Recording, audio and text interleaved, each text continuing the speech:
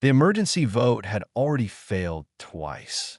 Ambassador Rachel Okonkwo watched the chaos unfold across the circular chamber as delegates shouted over each other. Holographic displays showed the same terrifying pattern repeating across 12 star systems. Red markers indicated fallen worlds. Orange markers showed systems under siege. The Harak Dominion was winning, and winning fast. High Chancellor Drexval slammed his scaled fist against the podium.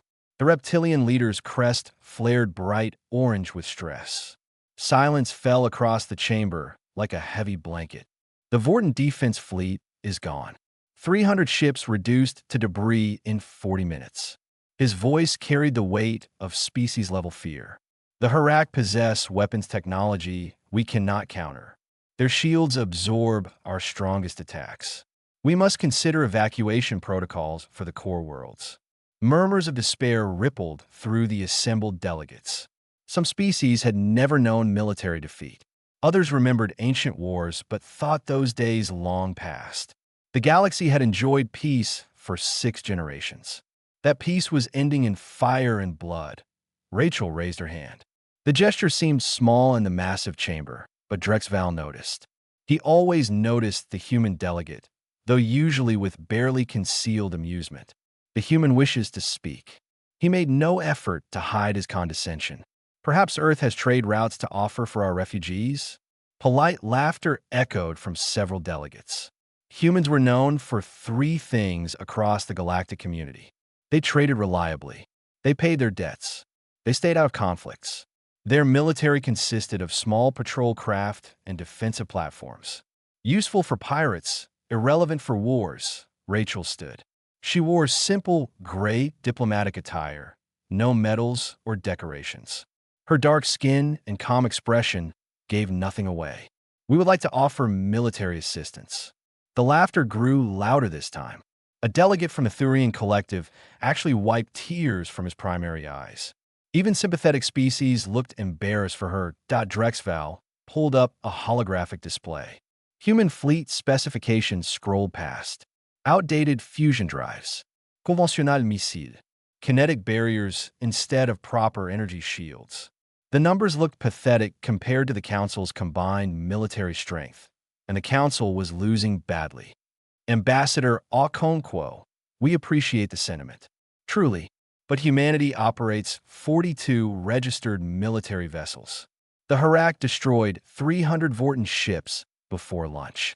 Your contribution, while generous in spirit, would be strategically meaningless. He spoke like a teacher correcting a child. We cannot waste time on symbolic gestures. Rachel did not sit down. She also did not look offended. That should have been the first warning sign. But fear makes even smart people stupid.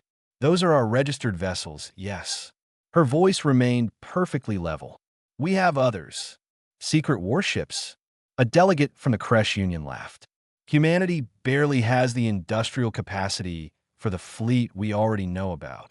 Admiral Isaac Reeves stood from his position behind Rachel.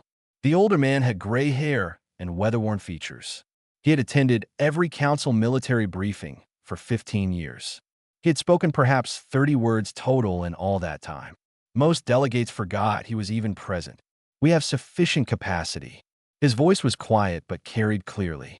Ghost Protocol is authorized if the Council requests our assistance. Drexval's crest flattened in confusion. Ghost Protocol? What military designation is that? A human one. Before the Chancellor could respond, alarms shrieked through the station. The holographic display changed. The Harak fleet had arrived at Concordia. 300 capital ships materialized from faster-than-light transit at the system's edge.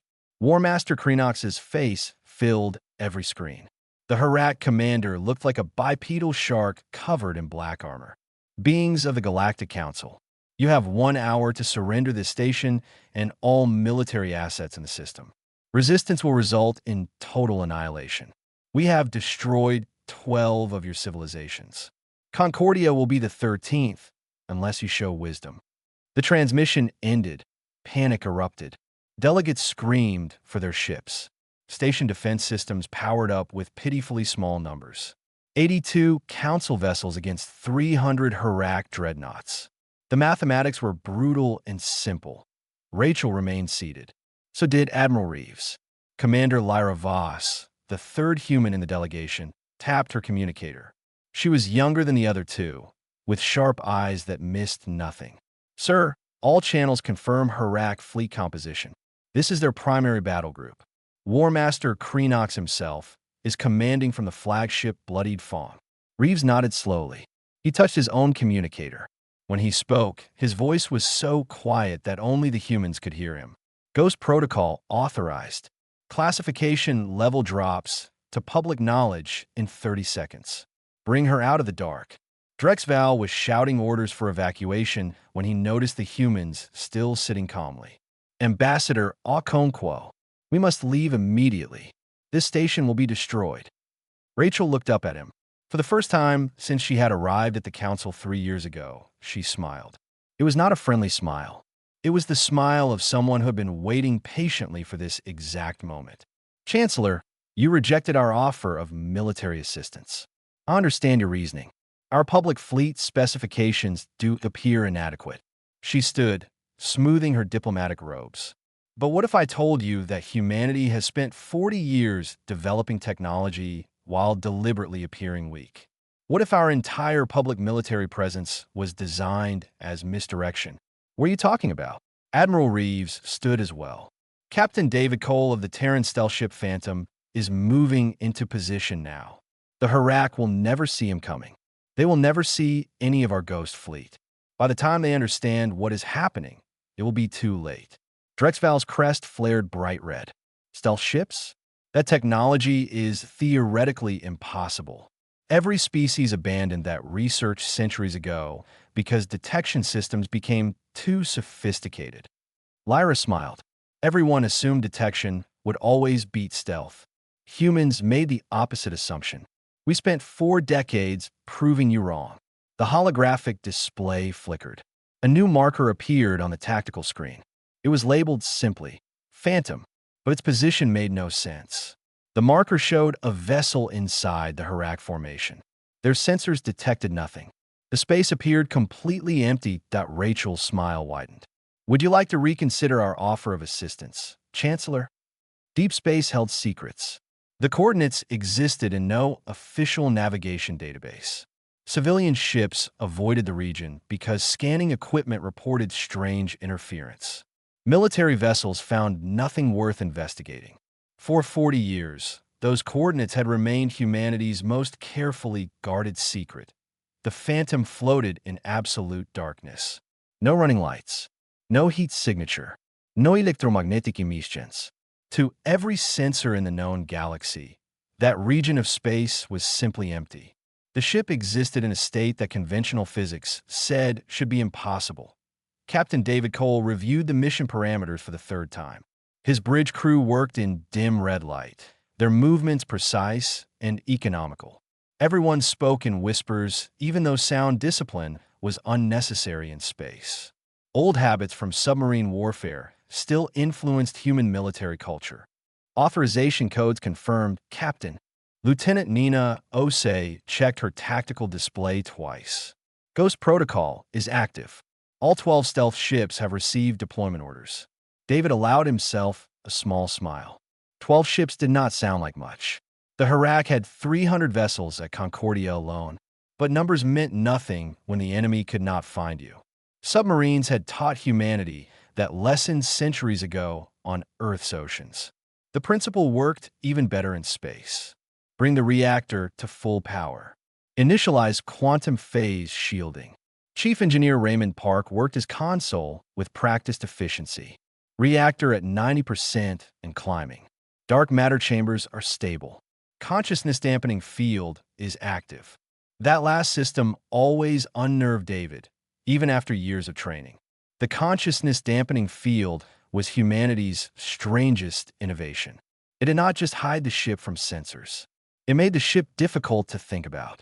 Observers looking directly at the Phantom's position would find their attention sliding away, focusing on anything else. The human brain would invent reasons not to look more closely.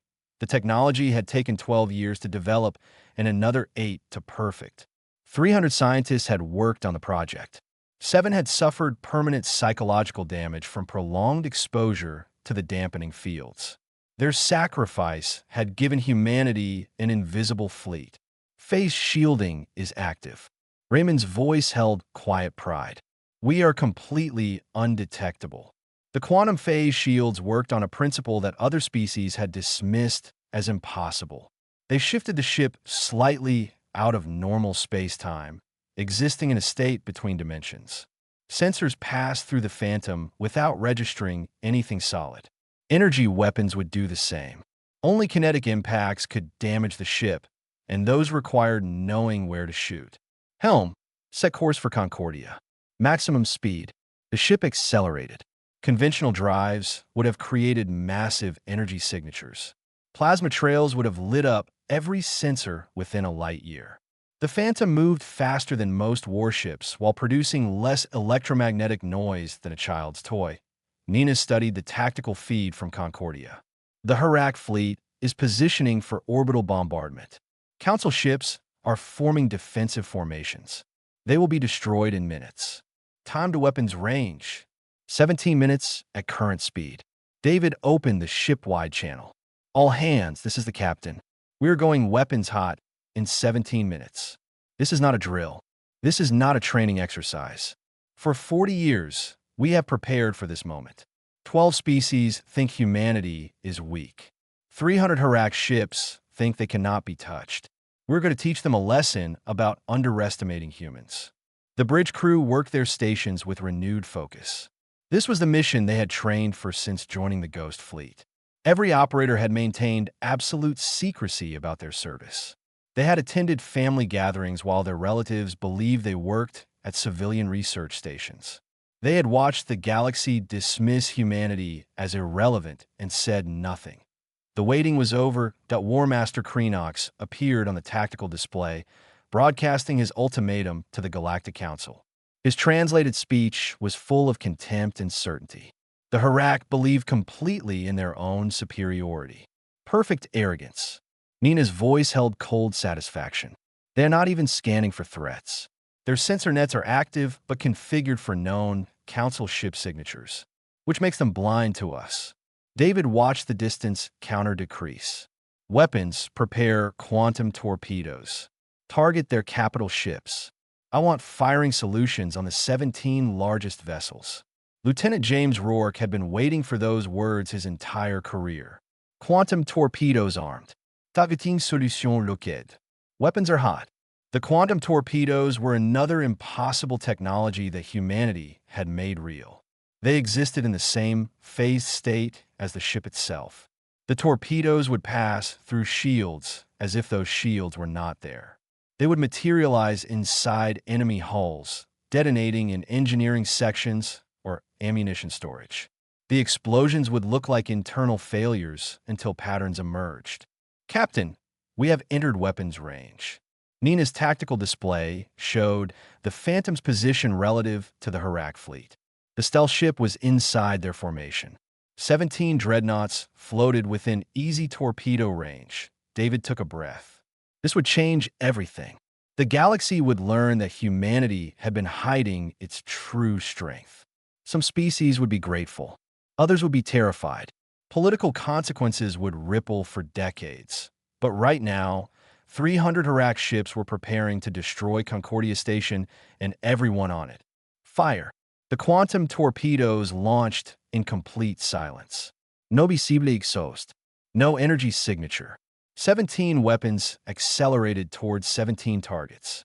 The Harak fleet continued its bombardment approach, completely unaware. The first dreadnought exploded from the inside. Its ammunition storage detonated in a chain reaction that tore the ship apart. Debris scattered in all directions. The explosion registered on every sensor in the system. The second ship died 5 seconds later. This one suffered a reactor breach. The fusion core lost containment and vaporized the entire vessel in white-hot plasma point. 3 more capital ships exploded before the Harak fleet even began to react. Their commanders stared at sensor data that made no sense. Ships were dying. Internal explosions. Catastrophic system failures. But nothing was attacking them. Sensors showed only empty space. David watched the chaos spread through the enemy formation. Communications broadcast on all HFY frequencies. The communications officer opened the channel. David spoke clearly and calmly. "This is Captain David Cole of the Terran stealth ship Phantom. You have one chance to withdraw. Leave now or join your fallen ships." War Master Kreenox's face appeared on the screen. The HFY commander looked confused for the first time in his military career. "Where are you? Show yourself." "No." David smiled. "Weapons fire at will." War Master Kreenox had conquered 17 star systems before reaching military maturity. He had commanded fleets that turned entire planets into ash. Fear was something other species experienced, not HFY warriors. Yet now, watching his capital ships explode from invisible attacks, Kreenox felt something cold crawling up his spine. Sensor sweep, maximum intensity. He roared at his bridge crew. "Find whatever is attacking us." The HFY sensors were among the most sophisticated in the galaxy. They could detect a single fighter craft hiding behind a moon 3 systems away. They could track quantum signatures through hyperspace. They could penetrate most stealth fields through brute force scanning. The tactical display showed absolutely nothing. Another dreadnought lost all power. The massive warship went dark and began drifting. Its entire electrical system had been fried in microseconds. Emergency backup systems failed to activate. The crew would survive, but the ship was combat ineffective, a 15,000-ton piece of expensive debris. Report. Kreenox's claws dug into his command chair. Electromagnetic pulse weapon, War Master. Origin, point unknown. Our sensors detect no energy signature, no projectile, no attack vector. The sensor officer's voice shook. Whatever hit the relentless passed through our detection grid without registering. A third capital ship suffered ammunition detonation. Its entire port side exploded outward. Secondary explosions rippled through the hull. The ship broke in half, both sections tumbling through space, trailing atmosphere and bodies. Kreenox watched 8 capital ships die in 12 minutes. 8 ships that had cost the Dominion decades of resources and millions of workers. 8 ships commanded by warriors he had personally trained. All destroyed by an enemy he could not see, could not target, could not fight. The human voice came through every communication channel again. Calm, professional, utterly confident.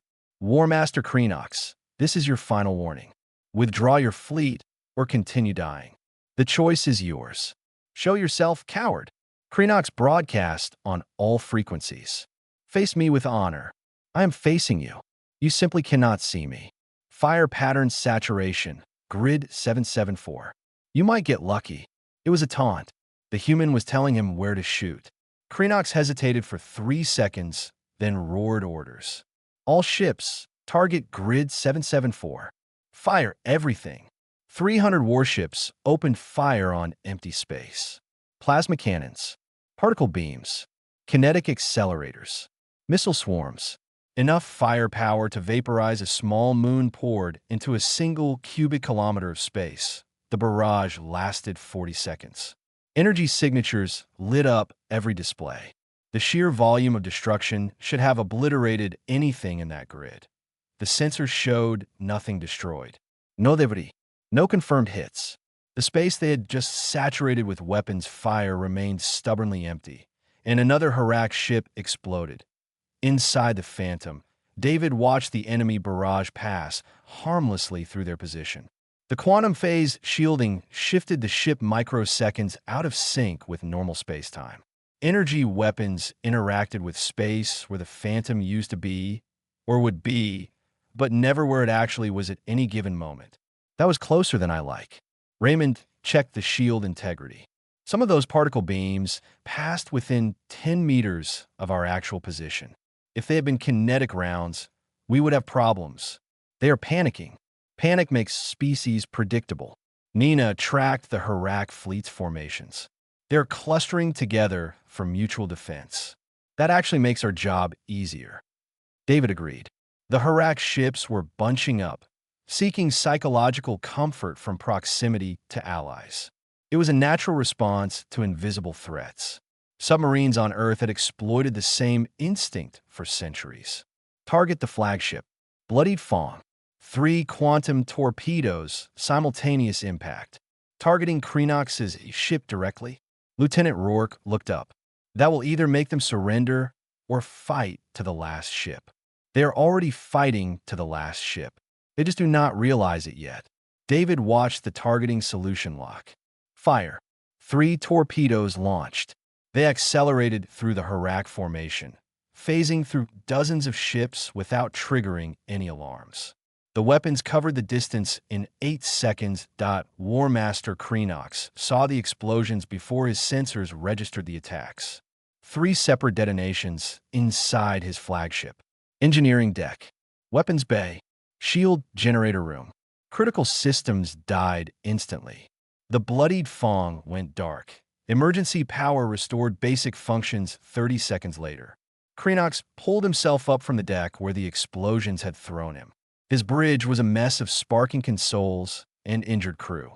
Red emergency lighting painted everything the color of blood. Damage report. Ending offline. Weapons offline. Su offline. Life support on emergency power. We are dead in space, War Master. His second officer coughed blood. Whatever attacked us knew exactly where to hit. Kreenox looked at the tactical display. His fleet was in chaos. Ships were breaking formation, trying to scatter, but more vessels kept exploding. 14 capital ships destroyed. 6 more crippled and drifting. The invisible enemy was systematically dismantling his armada. The human voice returned. War Master, your flagship is disabled. I could have destroyed it completely. I chose not to. This is your last opportunity. Order your fleet to withdraw through the designated corridor, or I will resume destroying ships.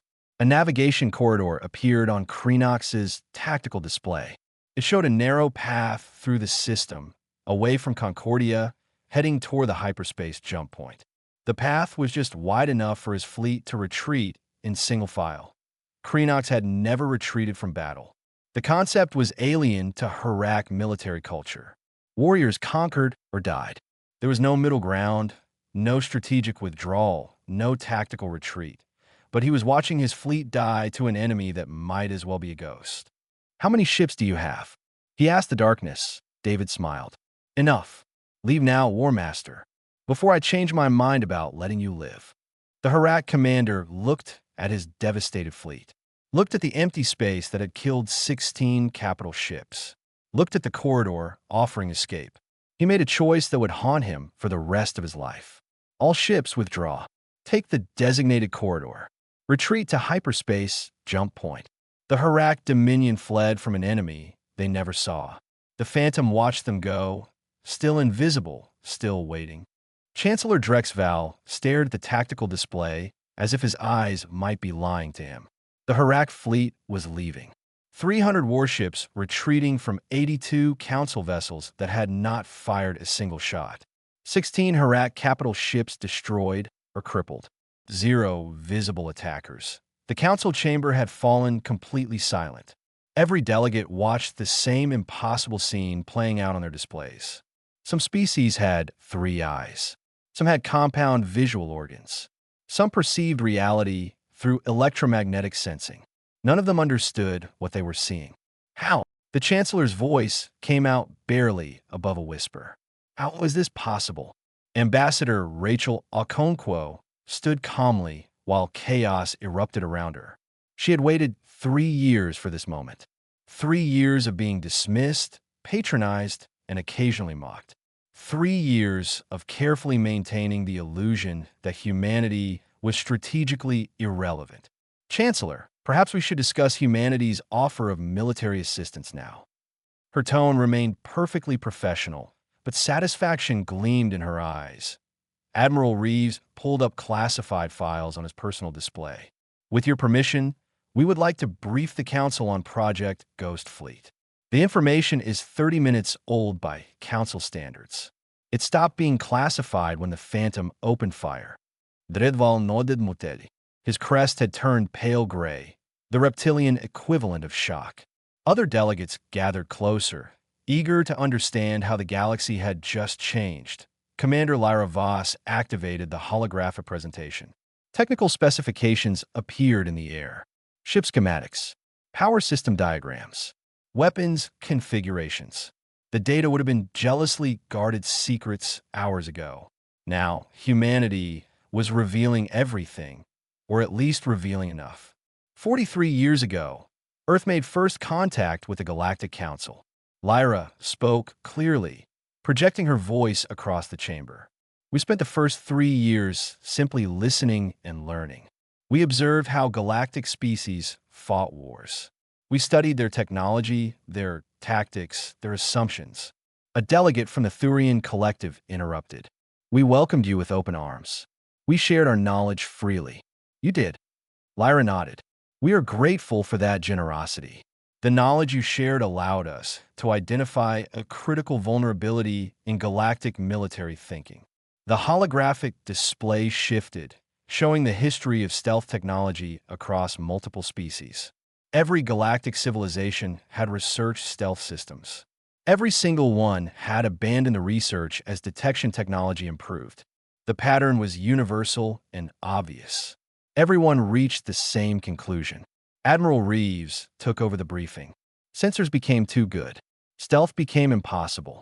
Better to focus on shields, armor, and firepower than waste resources on stealth systems that could not beat modern detection. That conclusion was logical. Drexval found his voice again. Our detection grids can locate a pebble-sized object from 3 light minutes away. Your detection grids are incredible. Reeves agreed, but they are calibrated to detect objects that exist fully in normal space-time. Objects that produce electromagnetic signatures, gravity distortions, heat patterns. Objects that want to be detectable. The holographic display showed the Phantom's quantum phase shielding. The technical specifications were simplified for general understanding, but the core concept was clear. The ship existed slightly out of sync with normal reality. Not quite in a different dimension, but not quite in standard space-time, either that a Kresh scientist stood up. That should be impossible. The energy requirements alone would be astronomical. The engineering challenges are insurmountable. We surmounted them. Lyra smiled. It took 16 years of research, 4 years of prototype testing, another 6 years building the first functional ship. The Phantom launched 23 years ago. She has been operational ever since, and nobody knew she existed. Rachel stepped forward. We did not hide this technology to threaten the Council. We hid it because Earth has a long history of being conquered by superior military powers. We decided that never again would humanity be helpless. But we also understood that displaying our weapons would make us a target. So you pretended to be weak. Drexval spoke slowly, working through the implications.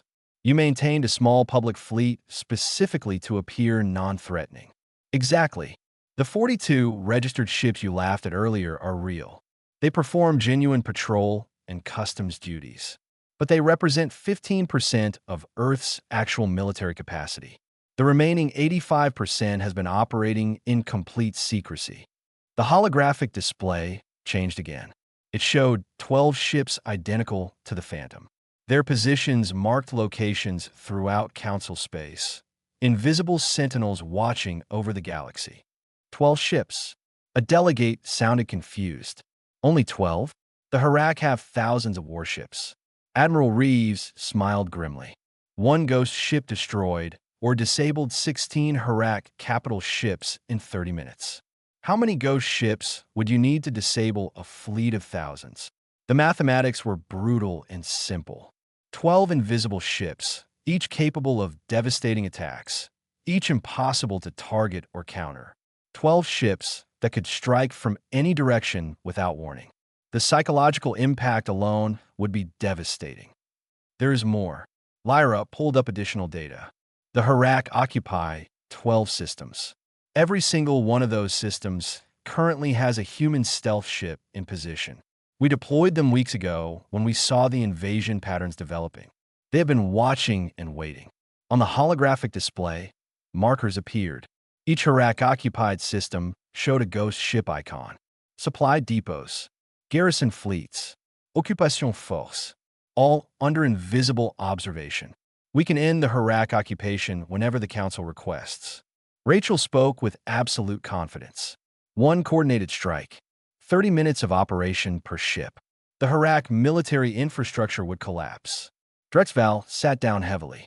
His entire understanding of galactic power dynamics had just been shattered. Why did you wait? Why let 12 systems fall before revealing this? Because we needed you to ask for help.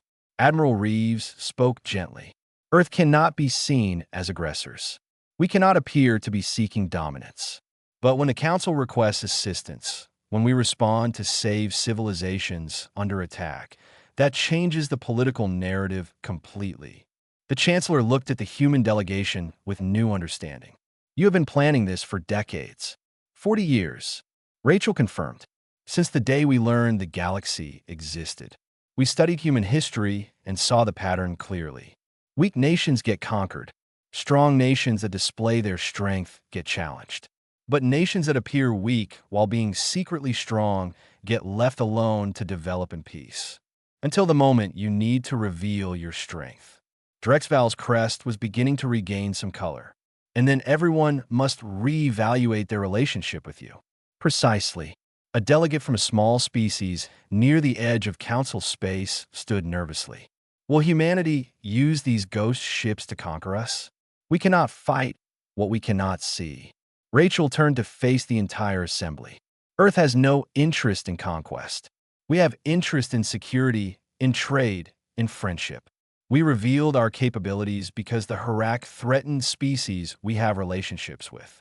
We will continue using our capabilities to maintain galactic peace. Under what conditions? Another delegate asked. On equal terms. Rachel spoke firmly. No more dismissive laughter. No more assumptions about human weakness. We offer our ghost fleet as part of a genuine mutual defense pact. We protect the Council, and the Council treats humanity as a full partner. Dredval stood slowly. He approached Rachel and extended his clawed hand in the human gesture of agreement. On behalf of the Galactic Council, we accept your offer, and we apologize for underestimating you. Rachel shook his hand. Apology accepted, Chancellor. Now, shall we discuss liberating those 12 occupied systems? The Harak occupation of the Kelver system followed standard Dominion protocols. Orbital weapons platforms surrounded the planet. Garrison fleets patrolled trade routes. Ground forces maintained order through displays of overwhelming violence. The message was clear and simple. Resistance meant death. Lieutenant Commander Sarah Bennett watched the occupation forces from a position they could never detect. Her ship, the Wraith, had been stationed in the Kelver system for 28 days. She knew the Harak patrol schedules better than their own commanders.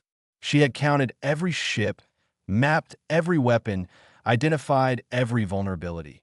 Now she received the authorization code she had been waiting for. Ghost Protocol Phase 2. Coordinated strikes across all 12 occupied systems. Simultaneous operations designed to shatter Harak control in a single devastating blow. All hands battle stations. This is not a drill. Sarah's voice carried through the Wraith's internal communications. Weapons free in 90 seconds. Her tactical officer, Lieutenant Ben Howard, highlighted priority targets on a holographic display. Orbital platforms first. If we take those out, the Harak cannot bombard the planet. That gives the resistance forces room to operate. Agreed. Load quantum torpedoes, full spread.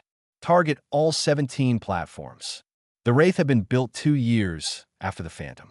Minor improvements in the quantum phase shielding made her slightly faster and marginally more efficient. But the core principle remained the same. The ship existed where sensors could not reach, moved where enemies could not track, and struck where defenses could not stop her. Ben locked targeting solutions. Weapons hot, ready to fire on your command. Sarah checked the synchronized timer counting down on her display. 11 other ghost ships and 11 other systems were preparing identical strikes. The operations would begin simultaneously, creating maximum confusion across the entire Harak military structure. Fire. 17 quantum torpedoes launched in complete silence. They phased through the Harak detection grids as if those grids did not exist. The torpedoes covered the distance to their targets in seconds. 17 orbital weapons platforms exploded simultaneously. Debris rained down through Kelver's upper atmosphere, burning bright streaks across the morning sky. The Harak garrison fleet reacted with trained efficiency. Alarms shrieked. Ships powered weapons and shields. Commanders shouted orders. None of it mattered because they could not find their attacker. Sarah watched the chaos with professional detachment. Target their supply depot. Cut off their logistics. The massive Harak supply station orbited Kelver's second moon. It contained ammunition, fuel, spare parts, and food for the entire occupation force. Destroying it would not end the occupation immediately, but it would make continued presence impossible. The Wraith repositioned, moving through the Harak fleet formation without triggering a single alarm. Ben fired 3 torpedoes at the supply depot. The station's shields absorbed the first impact, but quantum torpedoes materialized inside the shield envelope. The second and third impacts detonated fuel storage and ammunition reserves. The explosion was visible from the planet's surface. A brief second sun flared in the sky, then faded. The supply depot was gone. 300 Harak support personnel died instantly. 5,000 troops on the surface just lost their supply line. Communications are going crazy. The Wraith signals officer, Ensign Linda Wu, monitored Harak frequencies. They are reporting ghost attacks across all occupied systems. Every garrison is under simultaneous assault. Sarah allowed herself a tight smile. The coordinated operation was working exactly as planned. 12 systems, 12 invisible ships, 12 Harak occupation forces suddenly unable to maintain control. Target the garrison command ship. Disable but do not destroy. The Harak command vessel was a heavy cruiser named Conqueror's Fist. Its commander was a veteran officer who had overseen the subjugation of 4 different species. He had a reputation for brutal efficiency. That reputation would not save him from an enemy. He could not see .2 torpedoes struck the Conqueror's Fist. One hit the engineering section, shutting down the main reactor. The second destroyed the communications array. The command ship went dark and silent, cut off from its own forces. Ben checked the tactical display. The garrison fleet is breaking formation. Some ships are trying to retreat. Others are firing randomly at empty space. Let them run. Focus on military infrastructure. Sarah targeted the Harak ground-orbit defense installations. Heavy weapons positions that prevented resistance forces from operating freely. The Wraith spent the next 15 minutes systematically destroying every Harak military installation in the Kelver system. Supply caches, command centers, vehicle depots, communication relays. Each target exploded or lost power as quantum torpedoes found their marks. The Harak troops on the ground watched their entire command structure collapse. They saw orbital platforms exploding. They watched their supply depot vaporize. They received no orders because their commanders could not communicate. They faced an enemy that might as well be supernatural. Across 11 other systems, identical operations were unfolding. Ghost ships struck with synchronized precision. The Harak Dominion's occupation forces were being systematically dismantled by enemies they could not fight. Sarah opened a channel to the Kelver resistance. The Freedom Fighters had been waging guerrilla warfare for 3 months with limited success. Now, they suddenly had an opening. Kelver resistance. This is the Terran stealth ship Wraith. Harak orbital control has been eliminated. Garrison command is disabled. You have a window to retake your planet.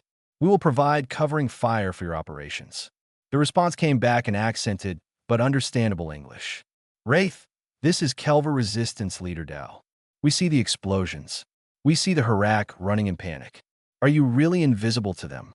Completely invisible. We have been watching over your world for 28 days. The Harak never knew we were here. There was a long pause. Then Dal's voice came back, thick with emotion. Thank you. Thank you for giving us hope. Thank you for not giving up. Sarah watched the Kelver Resistance fighters emerging from hiding.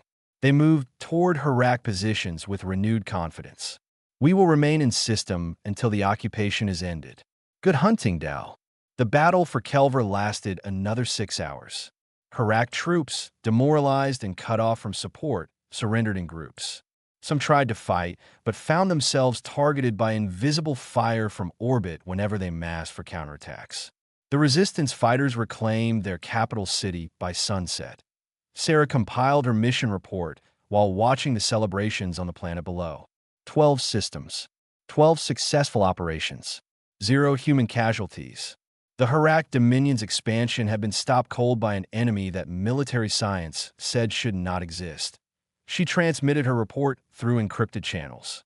The message would reach Admiral Reeves at Concordia in 90 minutes.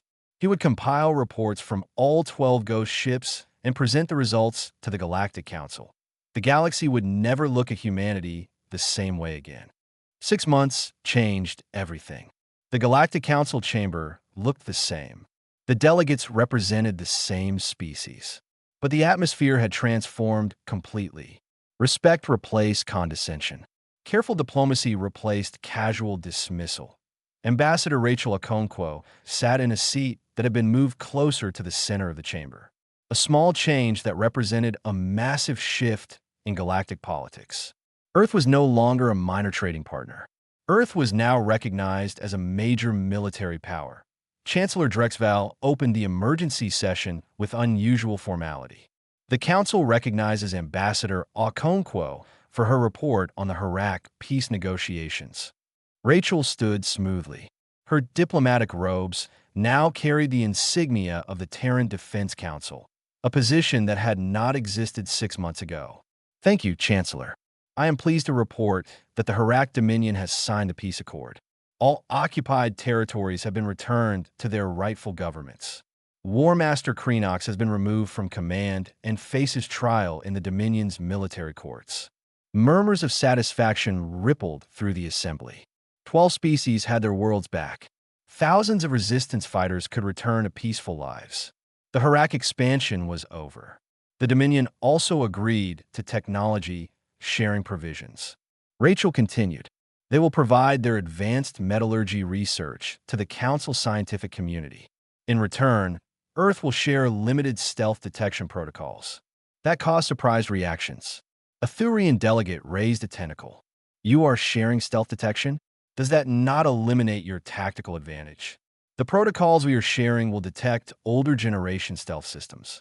They will not detect current Ghost Fleet capabilities. Admiral Reeves stood beside Rachel. We believe in balanced deterrence. The Harak should be able to defend themselves against potential stealth attacks, just not against our stealth attacks. Drexval's crest showed grudging admiration, a carefully calibrated advantage. You give enough to build trust while maintaining strategic superiority. We learned from history, Chancellor. Empires that hoard all advantages eventually face rebellions.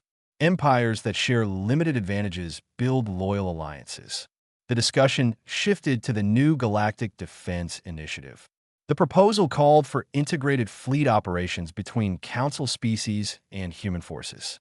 Mixed formations combining conventional warships with invisible ghost ship support that a delegate from a smaller species stood nervously. Ambassador, many of us are grateful for Earth's intervention, but some species worry about the implications. You possess weapons we cannot counter. How do we know you will not use them against us? Rachel had been expecting that question. Fear and gratitude often existed together. A fair concern. Earth proposes 3 measures to address these worries. She pulled up a holographic display showing the first measure. 1. All ghost ship operations in Council space will be coordinated through a joint command structure. Human captains, but with liaison officers from Council species aboard each vessel. The display shifted. 2. Earth will establish a technology exchange program. Limited stealth technology will be shared with Council species over the next 10 years. You will be able to develop your own capabilities. More surprised reactions.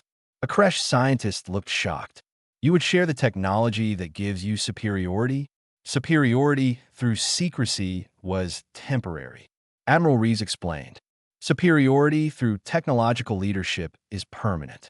By the time Council species develop current generation stealth, Earth will have next generation systems operational. Rachel showed the third measure. 3.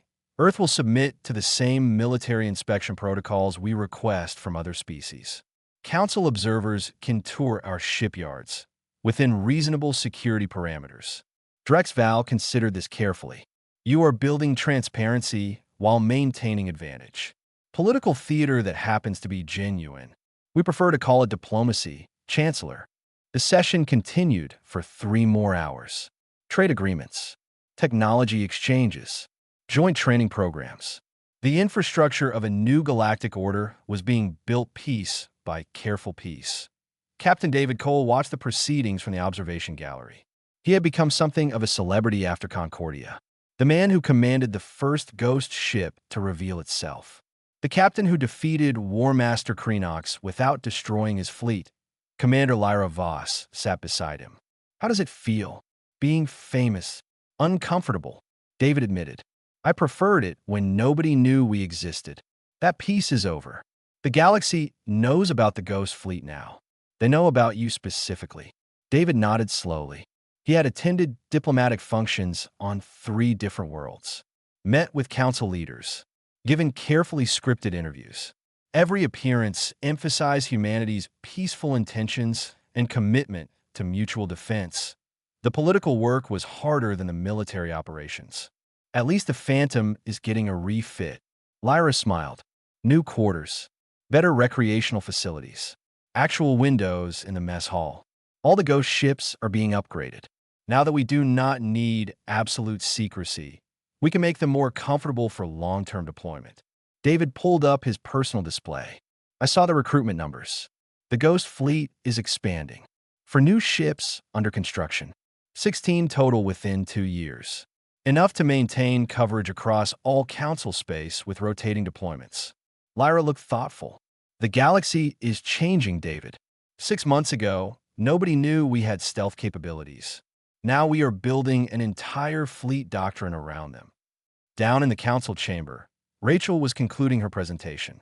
Earth looks forward to continued cooperation with all council species. We believe that transparency, shared sacrifice, and mutual respect will build a stronger galactic community. The delegates stood as one. Applause filled the chamber. Not polite, diplomatic applause, but genuine appreciation. 12 liberated worlds had sent representatives specifically to thank humanity. Their gratitude was real and deeply felt. Drexval approached Rachel after the session ended. The Chancellor spoke quietly. I underestimated you. I underestimated your entire species. I will not make that mistake again. We do not seek fear, Chancellor. We seek partnership. You have it. Drexval extended his hand. I believe Earth and the Council will do great things together. Rachel shook his hand firmly. I believe so too. Later that evening, David stood on the observation deck of Concordia Station. The Phantom floated in nearby space, visible now with running lights active. The stealth systems were disengaged for the first time in 23 years. The ship was real, solid, undeniable. 11 other ghost ships held similar positions around the station, a show of force and commitment. The invisible fleet had stepped into the light. David's communicator chimed. Admiral Reeves' voice came through. Captain Cole, new deployment orders. The Phantom will patrol the Kelver sector for the next 6 months. Joint operations with the Kelver Defense Force. Understood, sir. When do we deploy? 72 hours. Enjoy the station while you can. David smiled. 3 days of diplomatic functions, media interviews, and ceremonial appearances. Then back to space. Back to the work that mattered. The galaxy had learned that humanity was not weak. Now humanity would show the galaxy what else they had misunderstood. Strength without arrogance. Power without cruelty. Technology shared carefully, but shared nonetheless. The invisible fleet had changed the balance of galactic power. But the real change was just beginning.